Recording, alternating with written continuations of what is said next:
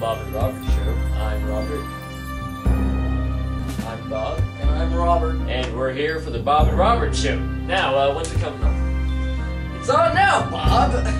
Oh wait, we are the Bob and Robert Show! Oh my goodness. Oh, I'm sorry. Where does this guy get off? He is just a barrel of fun. That's enough Starbucks and cable television for me, I'll tell you that much. Say that. Now, Bob, what were we going to talk about today? Well, we were gonna talk about this.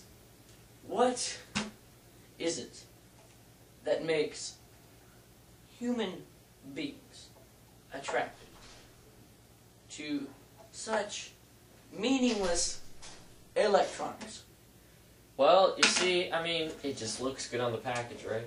Mm-hmm. Sony does a good job, makes it look good, sounds good, see the commercial, bam, look at all these features, it's like bam, bam, bam, bam. And you know what? I buy Sony, right? And I take it home, it's a piece of crap. I mean, I recently, bought an Apple MacBook Pro, and I'd say it's the greatest thing, since ever. But I used to own, a iPod.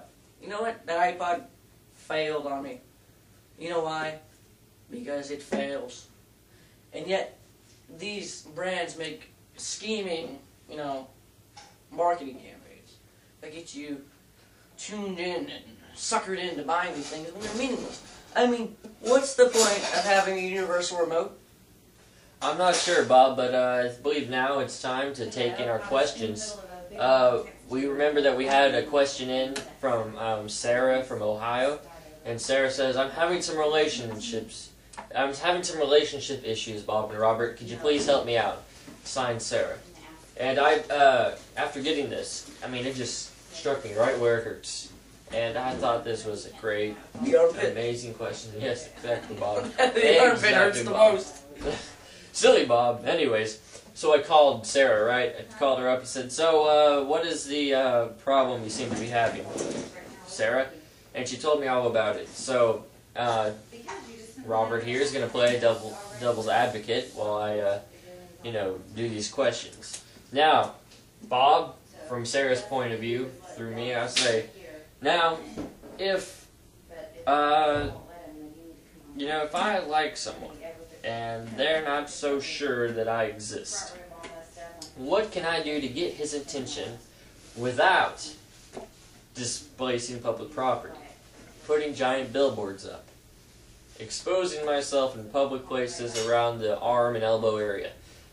I mean, I know it's hard these days for girls to, get the guy's attention. I mean, we're being wholesome. I would give my advice to Sarah. If you like a guy, you get his attention. That's what you do. You walk right up to him, and you get right in his face, like nose to nose, and you go, hey! And then he's bound to say something. And if he doesn't, then walk away. See, the thing that you gotta do, Sarah, is you gotta make a confident approach. So, what you do is, you walk up to the guy. You take your average, pen, pencil, fork, spoon, knife, whatever you want. You hand it to him and go, here, I thought you would like this. And he's going to go, why? And then you go, I love you. And then all of a sudden everything's happy, and, Yeah, I mean, I heard about the, speed dating stuff, where you do that kind of stuff. It works out for some people. Bob, didn't you get on eHarmony last month, didn't you? I'm happily married, Bob. To Karen. What was that email you sent me about getting on eHarmony and how you were tired of Karen and now you want to go out and live your life? Bob. Yes, Robert. Bob. Yes, Robert. Bob, Bob, Bob, Bob, Bob, Bob, Bob. Yes, Robert. I didn't send that email. Well then, why did it say Bob on the front of it? Because you're Bob. Why would I send myself an email, Bob? Because you're a crazy kind of guy. Well, I guess. And you're lonely. And pathetic. Well, yeah, I guess you're right. I mean, I don't have an argument there. Okay, now, another question we got in from Tallahassee, Florida, from Jennifer. Now, Bob. Jennifer wants to know. She's, doesn't exactly know what to do in this situation. But lately, she's had her house broken into 5 times out of the last 5 days. Mm-hmm. And she wants to know, what should she do to take action to make sure these burglars burglings yes. don't happen anymore. Robberies. Bob, I believe this is the word. Yes, well, I can help Cheryl out here on this one. It's Jennifer. Yes, well, I can help Jennifer out too. See, what I always do when robberies occur in my house, because they do quite often living in, Beverly Hills, living in, the valleys between the hills, I usually encounter a lot of robberies, and see, what I do is I usually display something. Like put a table out in the middle of the room, put something shiny. After it's happened a couple times, it's, pretty, attractive. They're going to go for it straight away. And so as soon as they touch it, laser beams go off and sirens go off because I put heat-seeking lasers, all across the room, and they were invisible under, fluorescent lighting.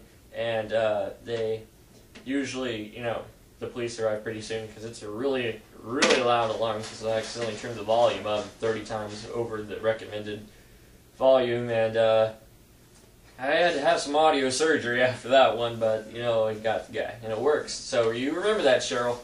Jennifer. And you too, Jennifer. And now to our next segment we like to call Talk with Bob and Robert. Time to talk with Bob and with Robert. Now, what this segment does is Bob and Robert talk to each other about stuff. Now, in this segment, Bob, I heard you recently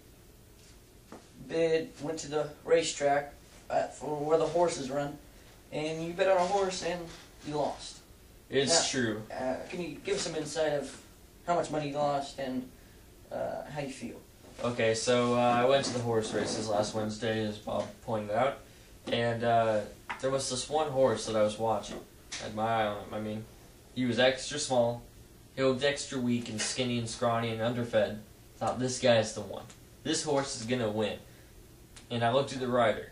This guy was about 50 pounds over the weight limit and, got himself smuggled in, I don't know how, some sort of ride. And he gets to ride this horse and go, that horse is going to win. I mean, it's going to be a come-from-behind victory because I believe, and, the miracles happen and all that stuff. And so I was, hoping on it, right? And, Indeed he was.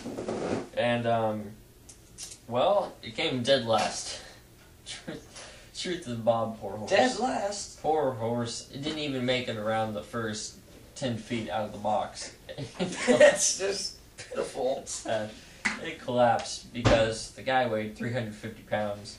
Horses can't take that anymore. The horse was undersized to begin with, scrawny, malnourished, you name it. It had it. Yeah.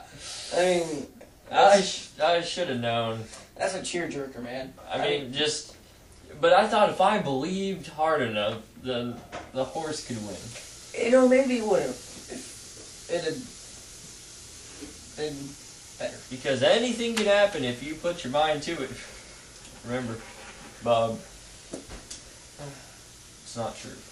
Well, we,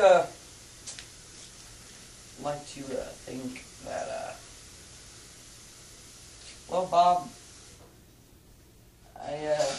Oh, by the way, I was going to mention that I did lose $357 million in this race.